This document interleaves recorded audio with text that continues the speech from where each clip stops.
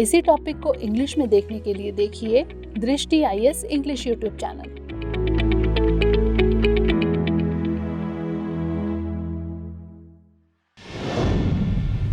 नमस्कार, दृष्टि IAS की टू द पॉइंट प्रोग्राम में आपका स्वागत है। आज हम बात करेंगे सुर्खियों में बायो डीकंपोजर के बारे में। सबसे पहले जान लेते हैं कि यह चर्चा में क्यों है। दिल्ली NCR और उसके आसपास के इलाकों में पराली दहन के चलते प्रदूषण बढ़ने का खतरा है। इस खतरे को पहले ही भांपते हुए दिल्ली सरकार ने एहतियातन कदम उठाए हैं। दिल्ली सरकार ने पराली अवशेष को अपघटित यानी डीकंपोज करने अर्थात उन्हें बहुत सूक्ष्म रूप से तोड़ने के लिए खेतों में बायो डीकंपोजर का छिड़काव शुरू करवाया है। बता दें कि कटाई के बाद खेतों में बड़े पैमाने पर फसलों की पराली ठूंठ यानी स्टबल बचते हैं, जिन्हें किसान जला देते हैं क्योंकि बाद में खेती के लिए उन्हें साफ मैदान की जरूरत होती है। बायो डीकंपोजर इन परालियों को जैविक रूप से ही डीकंपोज कर देगा, जिससे पराली को जलाने की स्थिति ही पैदा नहीं होगी। बता दें कि इस बायो डीकंपोजिशन के लिए एक खास कैप्सूल का इस्तेमाल किया जा रहा है, जिसे पूसा इंस्टीट्यूट ने विकसित किया है। पूसा बायो डीकंपोजर एक कम कीमत का माइक्रोबियल बायो एंजाइम है। अब समझ लेते हैं कि डीकंपोजिशन क्या है। सरल शब्दों में डीकंपोजिशन या अपघटन ऐसी प्रक्रिया है जिसमें एक तत्व कई छोटे छोटे अवयवों में टूट जाता है। पारितंत्र के लिहाज से इस प्रक्रिया को समझना हमारे लिए जरूरी है। प्रकृति में कई तरह के डीकंपोजर्स पाए जाते हैं, जैसे बैक्टीरिया, प्रोटोजोआ, कवक और केंचुए, टर्माइट और मिलीपेड्स जैसे डेट्रीवोरस। इनमें केंचुओं को किसानों का मित्र भी कहा जाता है, क्योंकि ये अवशिष्टों को खाद में बदलने में मदद करते हैं।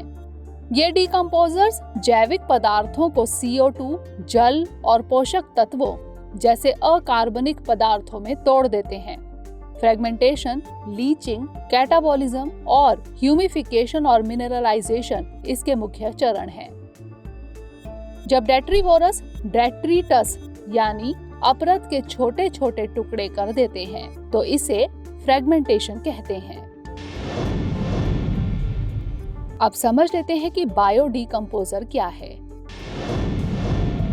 ऐसे डीकंपोजर्स जिसमें बैक्टीरिया, फंगस आदि की भूमिका होती है, उन्हें बायो डीकंपोजर कहते हैं। अभी पूसा ने जो बायो डीकंपोजर कैप्सूल तैयार किया है, उसमें भी बैक्टीरिया और फंगस की महत्वपूर्ण भूमिका है।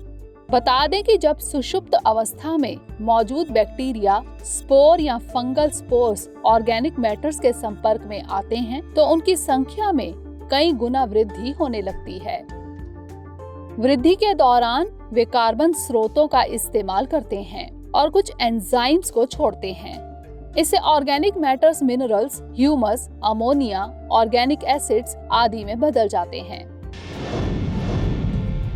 आइए समझ लेते हैं बायो डीकंपोजर्स के लाभ के बारे में।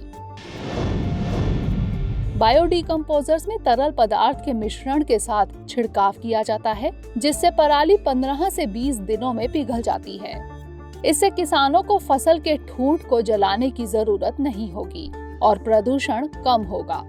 इससे खाद भी बन सकती है। पराली जलाने से मिट्टी में मौजूद उपयोगी बैक्टीरियाज और फंगस खत्म हो जाते हैं, जिससे उसकी उर्वरता और उत्पादकता कम हो जाती है। लेकिन बायो डीकंपोजर्स के इस्तेमाल के बाद मिट्टी में उपयोगी बैक्टीरियाज और फंगस की संख्या कम नहीं होगी बल्कि बढ़ेगी। ऑडिट रिपोर्ट के मुताबिक किसानों ने यह माना है कि इस कैप्सूल के इस्तेमाल के बाद मिट्टी में ऑर्गेनिक कार्बन और नाइट्रोजन की मात्रा में बढ़ोतरी हुई है। वहीं उर्वरक के कम इस्तेमाल की बात भी सामने आ रही है। अब जान लेते हैं ICAR यानी इंडियन एग्रीकल्चरल रिसर्च इंस्टीट्यूट के बारे में। पूसा बायो डीकंपोजर का विकास IARI ने किया है, जिसे आमतौर पर हम पूसा इंस्टीट्यूट भी कहते हैं। यह संस्थान साल 1905 से काम कर रहा है। इसे पहले पूसा कहा जाता था। आजादी के बाद इसे IARI नाम दिया गया। इसकी स्थापना अमेरिकी समाज सेवक हेनरी फिफ्थ द्वारा दी गई 30,000 पाउंड की मदद से की गई थी। अब नोट कर लेते हैं आज का प्रश्न।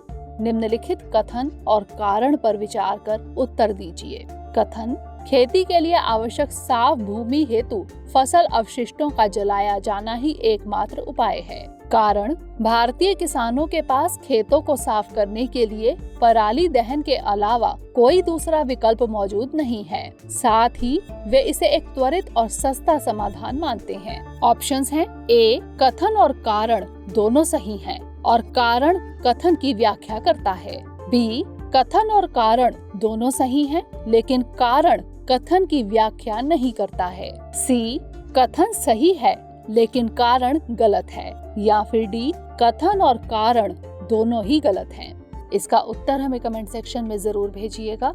अगले सेशन में किसी नए टॉपिक के साथ मिलेंगे। तब तक के लिए पढ़ते रहिए एंड स्टे सेफ।